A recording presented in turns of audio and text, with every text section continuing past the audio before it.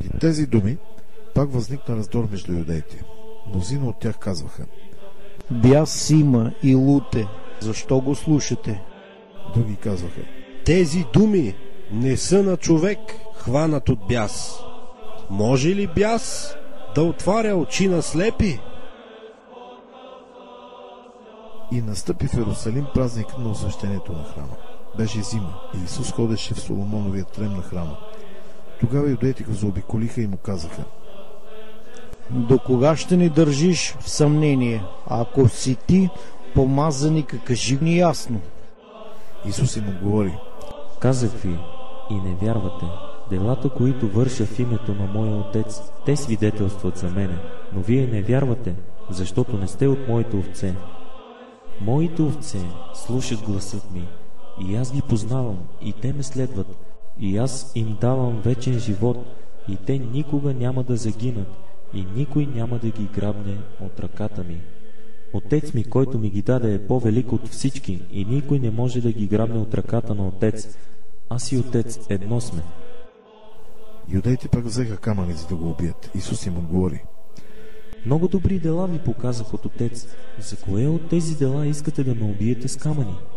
Юдеите му отговориха: не за добро дело искаме да те убием с камъни, а за богохулство, и защото ти, бидейки човек, правиш себе си Бог. Исус им отговори: не е ли писано във вашия закон: аз рекох, богове сте вие? Ако са наричани богове онези, към които дойде Божието Слово, а написаното не може да се разруши, то на този, когото Бог освети и прати на света, казвате ли богохулстваш? Защото казах: аз съм Божият син.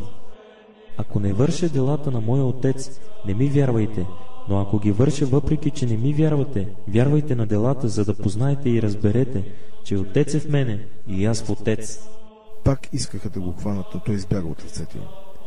И отиде отвъд Йордан, на мястото, където Йоан попреди кръщаваше, и остана там. И мнозина дойдоха при него и казваха: Йоан не извърши никое знамение, но всичко, което каза Йоан за този, беше истинно. И там мнозина повярваха в него. Един човек на име Лазар от Витания, от селото на Мария и на сестра и Марта, боледуваше. А Мария, чийто брат Лазар беше болен, бе онази, която помаза Господа с миро и изтри нозете му с косата си. И тъй сестрите пратиха до него да му кажат: Господи, ето този, когото обичаш, е болен. А Исус, като чу това, рече: тази болест не е смъртоносна, но е за Божия слава, за да се прослави Божия син чрез нея. А Исус обичаше Марта и сестра и Лазар. Тогава, откак чу, че бил болен, престоя 2 дни на мястото, където се намираше, а след това каза на учениците: да отидем отново в Юдея. Казаха му учениците: Учителю, сега юдеите искаха да те убият с камъни, и пак ли там отиваш? Исус отговори: нали има 12 часа в деня? Ако ходи някой през деня, не се препъва, защото вижда светлината на този свят.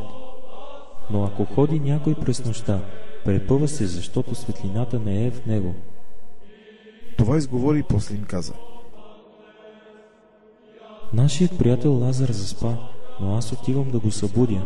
Учениците му рекоха: Господи, ако е заспал, ще оздравее. Но Исус бе говорил за смъртта му, а те мислеха, че говори за почиване в сън. Затова Исус тогава им рече ясно: Лазар умря, и заради вас се радвам, че не бях там, за да повярвате обаче. Нека да отидем при него. Тогава Тома, наричан Близнак, каза на съучениците: да отидем и ние да умрем с него. И тъй като дойде Исус, намери, че Лазар бил от 4 дни в гроба, а Витания беше близо до Иерусалим, колкото 15 стадии. И мнозина от юдеите бяха при Марта и Мария да ги утешават за брата им. И Марта, като чу, че Исус идел, отиде да го посрещне. А Мария още седеше вкъщи. Тогава Марта рече на Исуса: Господи, да беше ти тука, нямаше да умре брат ми. А и сега знае, че каквото и да поискаш от Бога, Бог ще ти даде. Каза Исус: брат ти ще възкръсне.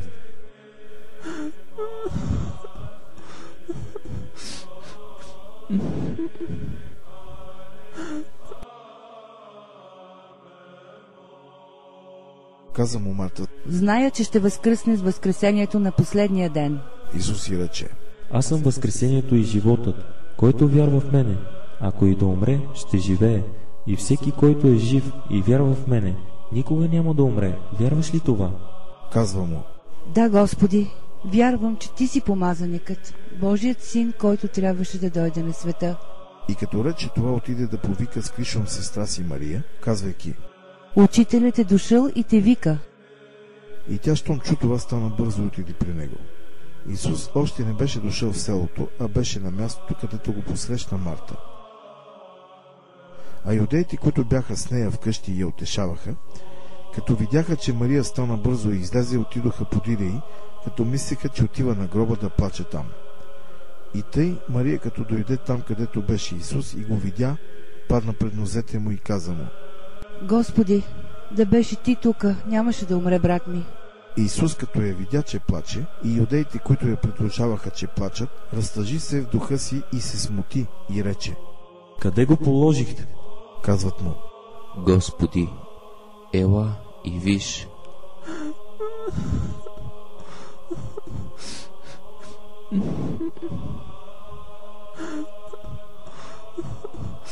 Исус се просълзи. Тогава юдеите казваха. Виж колко го е обичал. А някои от тях рекоха. Не можеше ли този, който отвори очите на слепеца, да направи така, че този да не умре? А Исус, като тъжеше пак в себе си, дойде на гроба. Беше пещера и на нея бе привален камък. Исус каза. Отместете камъка. Марта, сестрата на умрелия, му казва. Господи, смърди вече, защото е от 4 дни в гроба. Каза и Исус. Не ти ли казах, че ако повярваш, ще видиш Божията слава? И тъй отместиха камъка. А Исус повдигна очи нагоре и рече. Отче, благодаря ти, че ме послуша. Аз знаех, че ти винаги ме слушаш, но това казах заради народа, който стои наоколо, за да повярват, че ти си ме пратил. Като каза това, извика със силен глас. Лазаре, излез вън. Умрелият излезе с ръце и нозе повити в саван и лицето му забрадено с кърпа. Исус им каза. Разповийте го и го оставете да си отиде. Тогава мнозина от юдеите, които бяха дошли при Мария и видяха това, което стори Исус, повярваха в него. А някои от тях отидоха при фарисеите и казаха им какво бе извършил Исус. Тогава главните свещеници и фарисеите събраха съвет и казаха. Какво правиме ние, защото този човек върши много знамения? Ако го оставим така, всички ще повярват в него. И римляните, като дойдат, ще отнемат и страната, и народността ни. А един от тях, на име Каяфа, който беше първосвещеник през тази година, им рече. Вие нищо не знаете, нито помисляте, че за вас е по-добре един човек да умре за людите, а не да загине целият народ. Това не каза от себе си, но понеже беше първосвещеник през онази година, предсказа, че Исус ще умре за народа. И не само за народа, но и за да събере в едно разпръснатите Божии чада. И тъй от онзи ден те се съветваха да го умъртвят. Затова Исус вече не ходеше явно между юдеите, но оттам отиде в местност близо до пустинята в един град, наречен Ефраим, и там остана с учениците. А наближаваше юдейската Пасха. И мнозина от провинцията отидоха в Иерусалим през Пасхата, за да се очистят. И така, те търсиха Исуса и, стоейки в храма, разговаряха помежду си. Как ви се вижда? Няма ли да дойде на празника? А главните свещеници и фарисеите бяха издали заповед, ако узнае някой къде е, да извести, за да го уловят. А 6 дни преди Пасхата Исус дойде във Витания, където беше Лазар, когото той възкреси от мъртвите. Там му приготвяха вечеря и Марта прислужваше, а Лазар беше един от тези, които седяха с него на трапезата. Тогава Мария, като взе 1 литър миро от чист и скъпоценен нард, помаза нозете на Исуса и с косата си изтри нозете му, и къщата се изпълни с благоухание от мирото. Но един от учениците му, Юда Искариотски, който щеше да го предаде, каза: защо не се продаде това миро за 300 динария, за да се раздадат на сиромасите? А това рече не защото го беше грижа за сиромасите, а защото бе крадец и като държеше касата, вземаше от това, което пускаха в нея. Тогава Исус рече: Оставете я, понеже е запазила това за деня на погребението ми, защото бедните винаги се намират между вас, но мене не винаги имате. А голямо множество от юдеите узнаха, че е там и дойдоха не само поради Исуса, но за да видят и Лазар, когото възкресил от мъртвите. А главните свещеници се наговориха да убият и Лазар, защото поради него мнозина от юдеите отиваха на страната на Исуса и вярваха в него. На другия ден едно голямо множество, което бе дошло на празника, като чуха, че Исус идел в Йерусалим, взеха палмови клони и излязоха да го посрещнат, викайки: Осанна! Благословен, който иде в Господнето име, Израилевият цар! А Исус, като намери едно осле, възседна го, според както е писано: Не бой се, дъще Сионова, ето твоят цар иде, възседнал на осле. Учениците му отначало не разбраха това, а когато се прослави Исус, тогава си спомниха, че това бе писано за него и че това му бяха сторили. И народът, който беше с него, когато повика Лазар от гроба и го възкреси от мъртвите, свидетелстваше за това чудо. По същата причина го посрещна и народът, защото чуха, че извършил това знамение. Затова фарисеите рекоха помежду си: Вижте, че нищо не постигате. Ето светът отиде след него. А между тези, които дойдоха на поклонение по празника, имаше и някои гърци. И те дойдоха при Филип, който беше от Вицаида Галилейска, и го помолиха, казвайки: Господине, искаме да видим Исуса. Филип идва и казва на Андрей.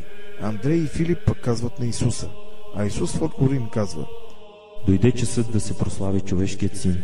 Ако житното зърно не падне в земята и не умре, то си остава само, но ако умре, дава много плод. Който обича живота си, ще го изгуби, и който мрази живота си в този свят, ще го запази за вечен живот. Ако служи някой на мене, нека ме последва и където съм аз, там ще бъде и служителят ми. Ако служи някой на мене, него ще почете Отец. Сега душата ми е развълнувана и какво да кажа? Отче, избави ме от този час, но за това дойдох на този час. Отче, прослави името си. Тогава дойде глас от небето: И го прославих, и пак ще го прославя. На това народът, който стоеше там, като чу гласа, каза: Гръмри. Други пък казаха: Ангел му проговори. Исус в отговор рече: Този глас не дойде заради мене, но заради вас. Сега е осъждението на този свят. Сега князът на този свят ще бъде изхвърлен вън. И когато аз бъда издигнат от земята, ще привлека всички при себе си. А като казваше това, той даваше да се разбере от каква смърт щеше да умре. А народът му отговори: Ние сме чули от закона, че Христос остава завинаги. А как казваш ти, че човешкият син трябва да бъде издигнат? Кой е този човешки син? И Исус им рече: Още малко време светлината е между вас. Ходете докато имате светлината, за да не ви настигне тъмнина. Който ходи в тъмнината, не знае къде отива. Докато имате светлината, вярвайте светлината, за да станете синове на светлината. Това изговори Исус, отиде и се скри от тях.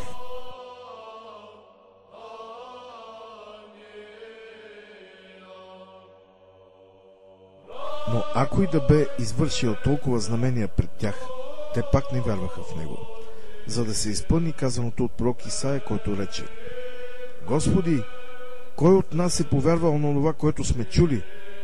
И мисълта Господня на кого се е открила? Те за това не можеха да вярват, защото Исаия още е рекал: Ослепил е очите им и закоравил сърцата им, да не би с очи да видят и с сърца да разберат, да се обърнат и да ги изцеля. Това каза Исаия, защото видя славата му и говори за него.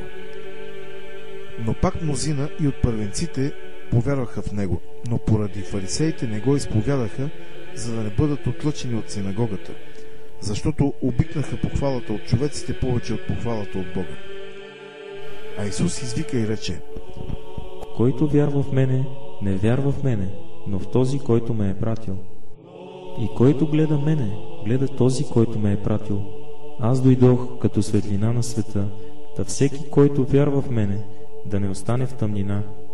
И ако чуе някой думите ми и не ги пази, аз не го съдя, защото не дойдох да съдя света, но да спася света. Който ме отхвърля и не приема думите ми, има кой да го съди. Словото, което говорих, то ще го съди в последния ден. Защото аз от себе си не говорих, но Отец, който ме прати, той ми даде заповед какво да кажа и какво да говоря. И знам, че неговата заповед е вечен живот. Затова, това, което ви говоря, говоря го така, както ми е казал Отец. А преди празника на Пасхата, Исус, знаейки, че е настанал часът му да премине от този свят към Отца, като беше възлюбил своите, които бяха на света, до край ги възлюби. И когато беше готова вечерята, като вече дяволът беше внушил в сърцето на Юда Симонов Искариотски да го предаде, като знаеше Исус, че Отец е предал всичко в ръцете му и че от Бога е излязъл и при Бога отива, стана от вечерята, съблече мантията си, взе кърпа и се препаса. После наля вода в умивалника и почна да мие нозете на учениците и да ги изтрива с кърпата, с която бе препасан. И тъй идва при Симон Петър. Той му казва: Господи, ти ли ще ми измиеш нозете? Исус в отговор му рече: това, което аз правя, ти сега не знаеш, но после ще разбереш. Петър му каза: Ти никога няма да ми измиеш нозете. Исус му отговори: ако не те измия, нямаш дял с мене. Симон Петър му казва: Господи, не само нозете ми, но и ръцете и главата. Исус му казва: който се е окъпал, няма нужда да измие друго, освен нозете си, но е напълно чист. И вие сте чисти, но не всички. Защото той знаеше онзи, който щеше да го предаде. Затова и каза: не всички сте чисти. И като уми нозете им и си взе мантията, седна пак и им рече: знаете ли какво ви сторих? Вие ме наричате учител и Господ. И добре казвате, защото съм такъв. И така, ако аз, Господ и учител, ви умих нозете, то и вие трябва един на друг да си миете нозете, защото ви дадох пример да правите и вие същото, така както аз направих на вас. Истина, истина ви казвам, слугата не е по-горен от господаря си, нито пратеникът е по-горен от този, който го е пратил. Като знаете това, блаженни сте, ако го изпълнявате. Не говоря за всички вас, аз знам кого съм избрал, но това е за да се изпълни писанието. Който яде хляба ми, той вдигна своята пета против мене. От сега ви казвам, преди да е станало така, когато стане, да повярвате, че аз съм този. Истина, истина ви казвам, който приеме този, който аз пращам, мене приема. И който приема мене, приема този, който ме е пратил. Като рече това, Исус се развълнува в духа си и заяви, казвайки: истина, истина ви казвам, че един от вас ще ме предаде. Учениците се споглеждаха помежду си, недоумявайки за кого говори. А на трапезата един от учениците, когото Исус обичаше, беше се облегнал на Исусовото лоно. Затова Симон Петър му кимва и му казва: кажи ни, за кого говори? А той, като се извърна към Исуса, попита го: Господи, кой е? Исус отговори: това е онзи, за когото ще натопя залъка и ще му го дам. И тъй като натопи залък, взе и го подаде на Юда Симонов Искариотски. И тогава след залъка Сатана влезе в него. И така Исус му каза: каквото вършиш, върши го по-скоро. А никой от седящите на трапезата не разбра защо му каза това. Защото някой мислеха, понеже Юда държеше касата, че Исус му казва: купи каквото ни трябва за празника, или дай нещо на сиромасите. И тъй, като взе залъка, той веднага излезе, а беше нощ. А когато излезе, Исус каза: сега се прослави човешкият син и Бог се прослави в него. Ако Бог се е прославил в него, Бог също ще го прослави в себе си и веднага ще го прослави. Дечица, още малко с вас, ще ме търсите, и както казах на юдеите, така и казвам на вас. Сега, където отивам аз, вие не можете да дойдете. Нова заповед ви давам, да се любите един друг. Както аз ви възлюбих, така и вие да се любите един друг. По това ще ви позная, че сте мои ученици, ако имате любов помежду си. Симон Петър му каза: Господи, къде отиваш? Исус отговори: Където отивам сега, не можеш да дойдеш след мене, но после ще дойдеш. Петър му каза: Господи, защо да не мога да дойда след Тебе сега? Живота си ще дам за Тебе. Исус отговори: Живота си или за мене ще дадеш? Истина, истина ти казвам, петелът няма да е пропял преди да си се отрекал 3 пъти от мене. Да не се смущава сърцето ви. Вие вярвате в Бога, вярвайте и в мене. В дома на моя отец има много обиталища. Ако не беше така, аз щях да ви кажа, защото отивам да ви приготвя място. И като отида и ви приготвя място, отново ще дойда и ще ви взема при себе си, така що, където съм аз, да бъдете и вие. И вие знаете къде отивам, и пътя знаете. Тома му казва: Господи, не знаем къде отиваш, а как да знаем пътя? Исус му казва: Аз съм пътят и истината и животът. Никой не идва при Отец, освен чрез мене. Ако бяхте познали мене, бихте познали и моя Отец. От сега го познавате и сте го видели. Филип му казва: Господи, покажи ни Отец и това не е достатъчно. Исус му казва: Толкова време съм с вас и не ме ли познаваш, Филипе? Който е видял мене, видял е Отец. Как казваш ти, покажи ни Отец? Не вярваш ли, че аз съм в Отец и че Отец е в мене? Думите, които ви казвам, не от себе си ги говоря, но пребъдващия в мене Отец върши своите дела. Вярвайте ми, че аз съм в Отец и че Отец е в мене, или пък вярвайте поради самите дела. Истина, истина ви казвам, който вярва в мене, делата, които върша аз, и той ще ги върши, и по-велики от тях ще върши, защото аз отивам при Отец, и каквото и да поискате в мое име, ще го сторя, за да се прослави Отец в Сина. Ако ми поискате нещо в мое име, ще го сторя. Ако ме любите, ще пазите моите заповеди, и аз ще поискам от Отец, и Той ще ви даде друг утешител, за да бъде с вас завинаги. Духът на истината, когото светът не може да приеме, защото не го вижда, нито го познава. Вие го познавате, защото Той пребъдва с вас и ще бъде във вас. Няма да ви оставя сираци, ще дойда при вас. Още малко и светът няма да ме вижда, а вие ме виждате, понеже аз живея и вие ще живеете.